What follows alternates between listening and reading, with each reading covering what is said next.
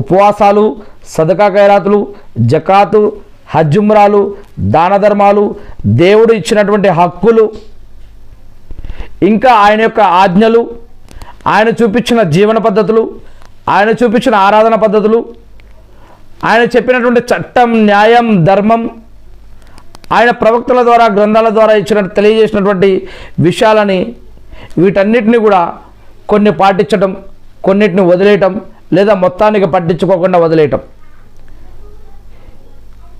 మనం ఎక్కువ సంపాదించాలి సంపాదించాలి సంపాదించాలి అనే ఈ యొక్క ఆశ, ఈ యొక్క ఇంకా కావాలి ఇంకా కావాలి ఇంకా కావాలనే యొక్క కోరిక, అధికంగా పొందాలన్న ఆశ మిమ్మల్ని పరధ్యానంలో పడవేసింది అని అల్లాహ్ సుబ్హానహు వ తఆలా 102వ సూరా 1వ వాక్యం ద్వారా తెలియజేస్తూ ఉన్నాడు.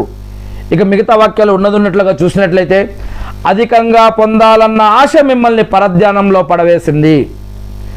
చివరికి మీరు ఈ ఆశల ఆరాటంలోనే సమాధుల దాకా చేరుకుంటారు. మీ యొక్క ప్రాణాలు పోయేదాకా, మీ మృత్యువు వచ్చేదాకా మీరు ఇదే ఆశలో కొట్టుమిట్టాడుతూ ఉంటారు. అలానే మీరు సమాధుల దాకా చేరుకుంటారు.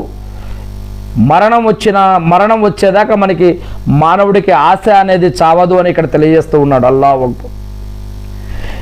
ఇక ఎన్నటికీ కాదు, మీరు తొందరగానే తెలుసుకుంటారు. మరెన్నటికీ కాదు, మీరు చాలా తొందరగానే తెలుసుకుంటారు. అది కాదు, మీరు గనక నిశ్చిత జ్ఞానంతో, నిజమైన జ్ఞానంతో పరిశీలిస్తే గనక, తెలుసుకున్నట్లయితే గనక అసలు పరధ్యానంలో పడి ఉండరు. ఒక్కసారి మీరు ఆలోచించండి అని అల్లాహ్ చెప్తూ ఉన్నాడు. ఒక్కసారి ఆలోచించండి, ఒక్కసారి మీరు పరధ్యానంలో నుంచి బయటకు రండి అని చెప్తూ ఉన్నాడు. మీరు నరకాన్ని ఖచ్చితంగా చూసి తీరే రోజు ఒకటి ఉంది. అవును, మీరు దాన్ని ఖచ్చితంగా కళ్ళారా చూస్తారు అని అల్లాహ్ సాక్ష్యం ఇస్తూ ఉన్నాడు ఖురాన్లో. మీరు నరకాన్ని ఖచ్చితంగా చూస్తారు. అవును, మీరు దాన్ని ఖచ్చితంగా చూస్తారు, కళ్ళారా చూస్తారు సుమా.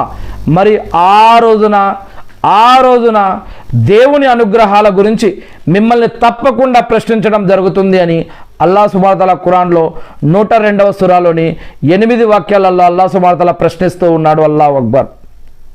ఇక 29వ సూర 62వ వాక్యం, 29వ సూర 62వ వాక్యం, తన యొక్క దాసులలో తాను తలచిన వారికి, దేవుని యొక్క దాసులలో ఆ దేవుడు తలచిన వారికి విస్తృతంగా ఉపాధిని ఇస్తాడు. తాను తలచిన వారికి పరిమితంగానే ఇస్తాడు. నిశ్చయంగా అల్లాహ్ ప్రతిదీ